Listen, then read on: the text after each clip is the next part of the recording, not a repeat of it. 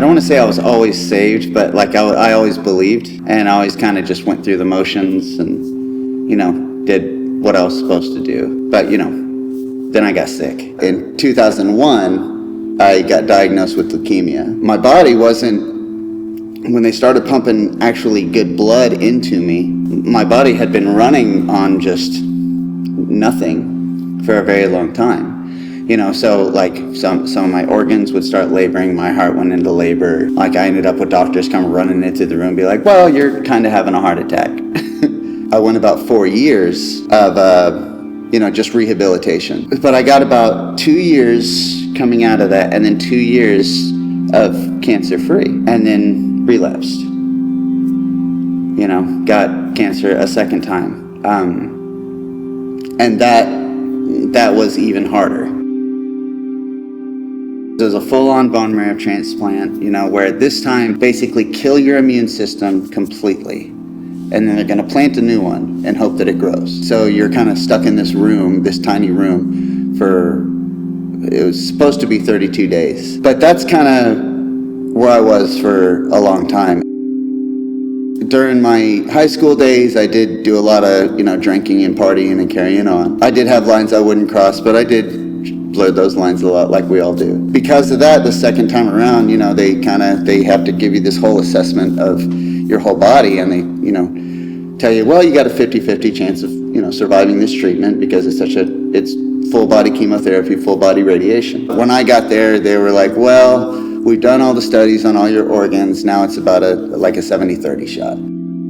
They're about to give me the bone marrow transplant, who my sister ended up being the donor. Jennifer was the donor. But we did the transplant, and now it was just time to have it grow. And, I started asking the doctors instead of praying to God. I'm not praying this whole time, like none of it. So, all I'm getting is, well, if it does come back, it's going to present itself this way or this way or this way.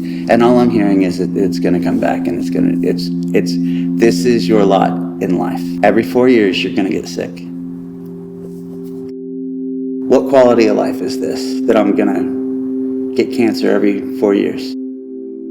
If I tell them I'm refusing treatment and I'll just let it take me. I don't know where I stand with God. I haven't talked to him about all this. I don't know why this is going on with me, but I just really hope he lets me in. And I bowed my head and I said, God, I'm sorry. Help my family understand, take care of them, help my friends understand that I fought. I don't know if it was the good fight, but I fought a hard fight, and I can't do it.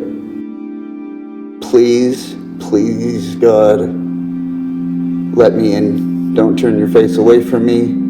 Don't shut your doors. Just please let me in. And that's when he showed up.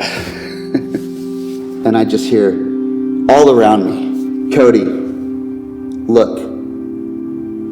And I open my eyes, and I'm not in the hospital room. I'm hanging off the edge of a cliff in some big grand canyon, some great big canyon. And I'm hanging there like this, just dangling, and there was a hand around my wrist like that, and my hand is just out. And he says, now, pull. I moved my hand around, grabbed his. When that happened, this finger right here went in like that, and it locked. I knew for a fact there was no changing that grip. There's nothing ever going to take that grip away. And I pulled with just a little bit, with whatever strength I could muster, and he pulled back. And when he pulled back, it was like I was a feather. Like I had never felt so weightless. As he pulls me up, he says, and now, everything is in motion. Right when I came up to almost take a step onto the cliffside where he's standing, I put my head up and I'm back in the hospital room. My first thought is, if I just give you a little bit of my strength, you'll give me all of yours?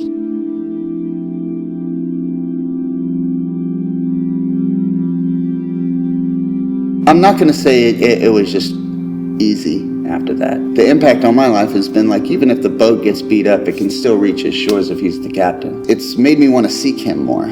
I think I've finally gotten to a point where I'm starting to be able to say, here I am. Like if he needs me, I'm there. Because when I need him, he's there. There's two stories pretty close together of Jesus in a boat.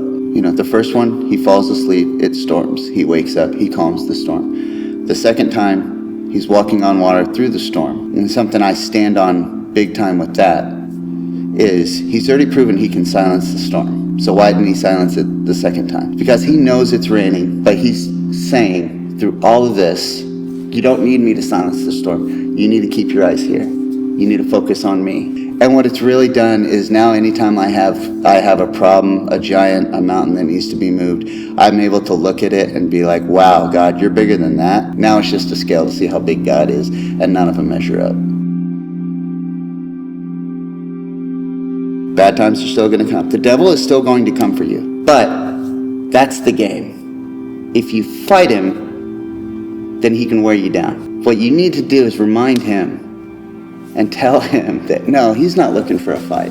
He's being a sore loser. That he was already beaten. Because he once convinced me that I was going to get sick every 4 years. And I'm telling you that after God came in, I just spent the last 20 years cancer-free. So when he shows up, he's done with you being where you are. And it's time to go somewhere else with him. And you're going to love it.